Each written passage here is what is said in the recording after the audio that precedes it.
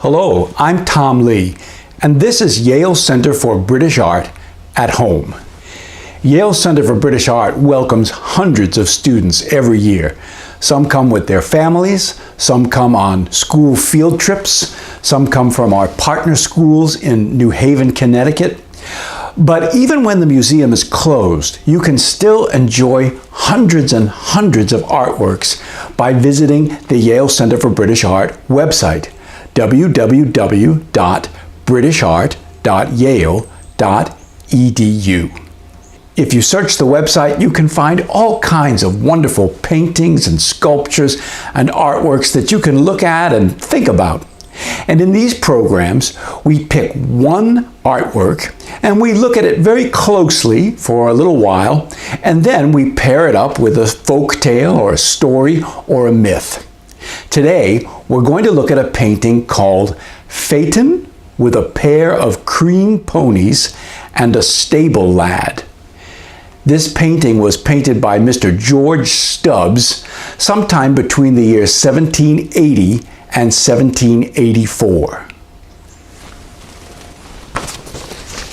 This is a copy of Phaeton with a Pair of Cream Ponies and a Stable Lad that I printed out at home on my home computer. And you can print out a copy just like this if you visit the Yale Center for British Art website and you download a copy of the image and print it out.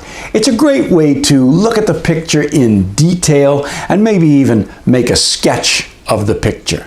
When students visit the museum, we always ask the same question first when we look at any picture. What do you notice? What's happening in this picture? What's going on here? What do you notice? What do you wonder? What questions do you have? And what do you think? What ideas come to your mind? One question you might have is, what's a phaeton? In 1780, when Mr. Stubbs painted this picture, some people rode in phaetons, and they had horses or ponies that would carry them. The carriage that you see in this picture is a phaeton. It would have held one or maybe two people, and it would be a pretty fancy way to travel around. Sometimes it's fun when you look at a picture to zoom in on just one tiny detail and see how much you can notice about that. There's a lot to look at in this picture. What do some of the details make you think or make you wonder?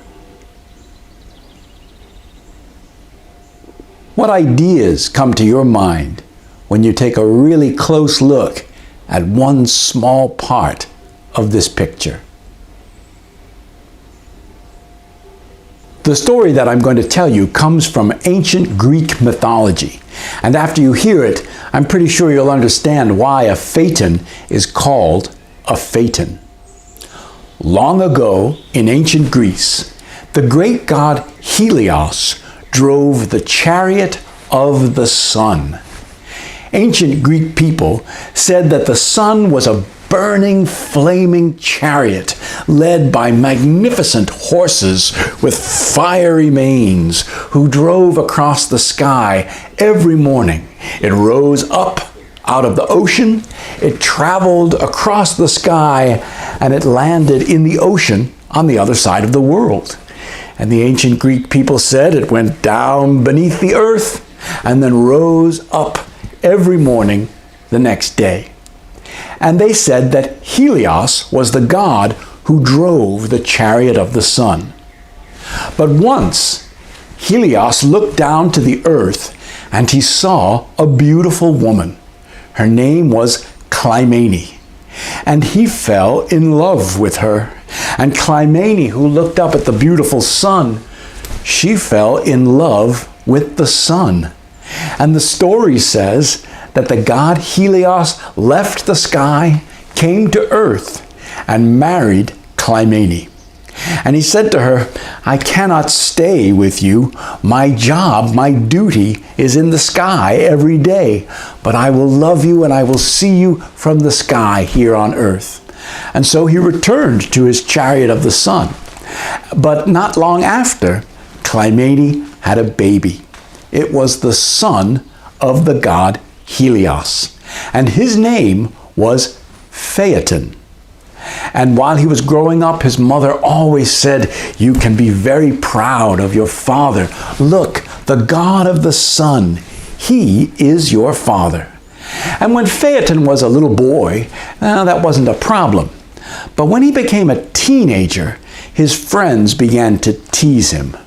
They said things like, how can you be sure that's really true?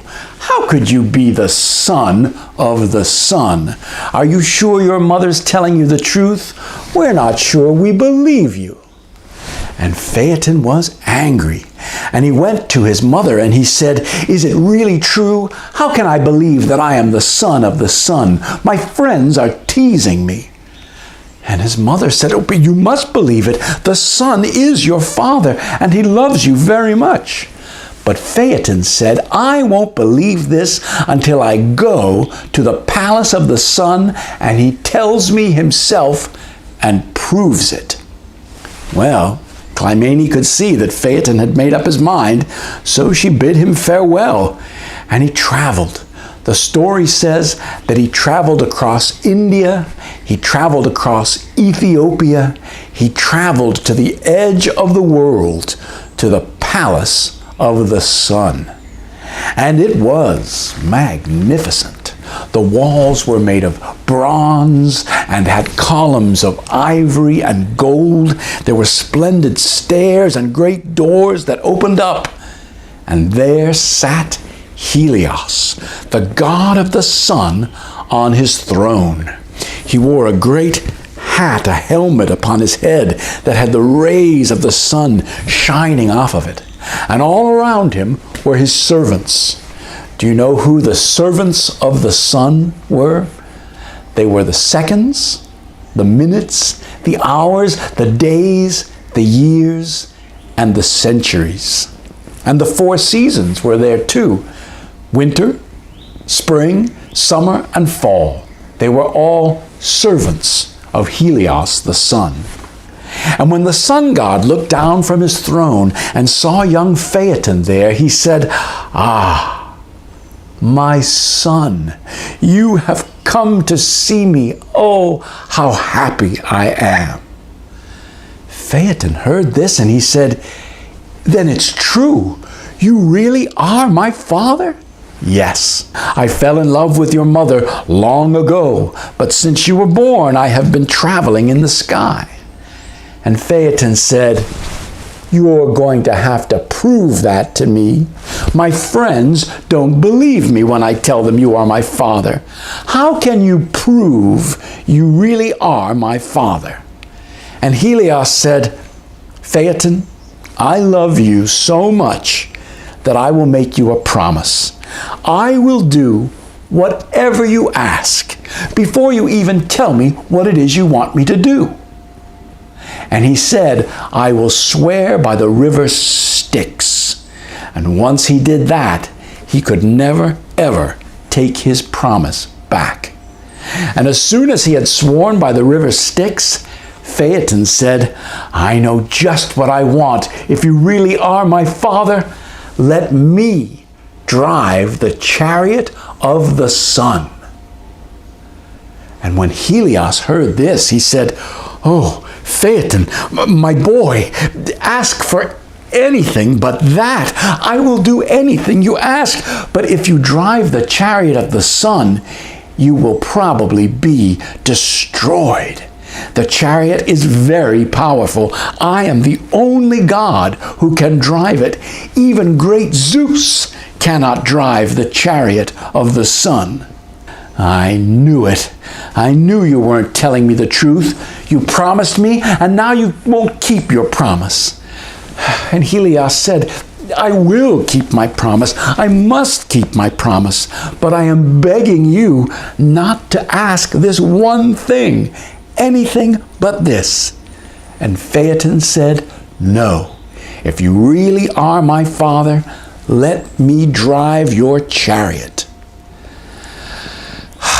It made Helios very sad because he knew this would not end well for Phaeton. But he said, "Very well, my son, if you will, you will. But soon the night will end and the day must begin. Listen carefully to me. When you are riding the chariot, hold the reins tightly. Don't let the horses know that you are afraid. Be careful in the sky. It's not beautiful up there. There are many monsters. There are constellations of snakes, the crab, Scorpio, the scorpion, Sagittarius with his bow and arrow, even Leo, the lion. They will all try to attack the horses. Steer straight across the sky and don't let the horses know you are afraid." And Phaeton, like a lot of teenagers, didn't really listen to his father. Yes, he said, "Yes, I can see the night is ending, the day is beginning. Let me into the chariot, Father. I want to ride into the sky." And he did. He climbed into the chariot, the great doors of the palace opened, and the horses, with their fiery, flaming manes, leapt into the sky. Day had begun, and for just one moment, it was fantastic. Phaeton was thrilled to feel the power of the god.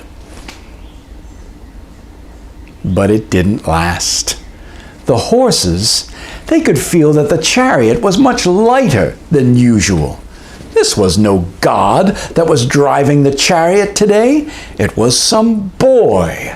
And so they began to run in the sky, this way and that. And the horses knew he was afraid. They ran up, they ran down, they ran here and there. And people on earth saw the sun moving through the sky in a crazy pattern. It was going up and down, backwards and forwards. "What has happened to the sun?" they asked. Now, from out of the sky came the monsters, the scorpion, the snake, the bear, the lion. And when they went to attack the horses ran away. They went so close to the earth that forests lit on fire, mountains melted with the heat of the sun. And when the horses rode up, and away from the earth was covered with ice and snow in those places. And the goddess of the earth, Gaia, she called out to mighty Zeus, the father of all the gods and men. And she said, "Oh, Zeus, why do you let this happen to me? What is happening with the sun? Look, the sun is burning me. The sun is burning the earth." And Zeus looked down from Mount Olympus, and he saw that Phaeton, this boy, was riding the chariot, and the chariot was going in all directions. Zeus was the lord of the thunder clouds, and he looked for clouds to cover up the sun. But the sun was burning so hot, there were no clouds in the sky. And Zeus knew there was only one thing he could do to stop the sun from destroying the earth. He took a lightning bolt and he threw it at Phaeton. It struck the boy and he fell out of the chariot, and he landed in a river on the earth. And I'm sorry to say that he was drowned. But the horses, once they knew that Phaeton was gone and not trying to lead them any longer, they simply trotted easily, peacefully across the sky, and they landed in the ocean on the other side of the earth, as they always did, and they returned to the palace of Helios. And poor Helios, when he learned what had happened to his child, he covered himself over. And the people say that the next day, the sun did not shine at all because he was so sad that Phaeton had died. And Phaeton's mother Clymene, she searched and searched until she came to the place where her son had drowned, and his sisters came with her. He had 3 sisters, and they wept and wept.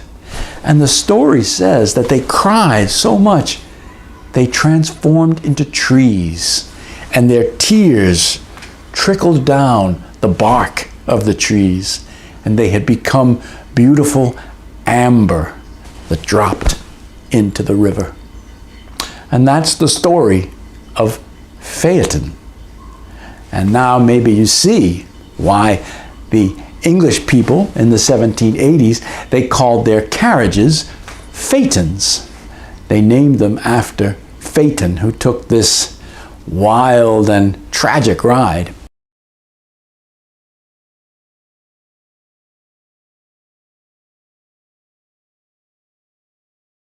Did you like the Greek myth of Phaeton? It's an exciting story, but it's also kind of sad.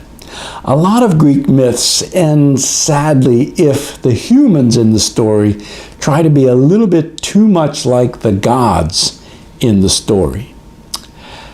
I'd love to know about a journey that you made. Maybe it wasn't quite as exciting as Phaeton's journey, but maybe you had a trip in a car or maybe on a bicycle, a trip that had some exciting adventures. It would be fun to make a sketch, make a drawing that shows what happened on your journey and to write a little story about it. We'd love to read it. I think the painting Phaeton with a pair of cream ponies and a stable lad has 4 characters in it. There are 2 horses, the stable lad, and the dog. The dog doesn't get mentioned in the title, but he's certainly there.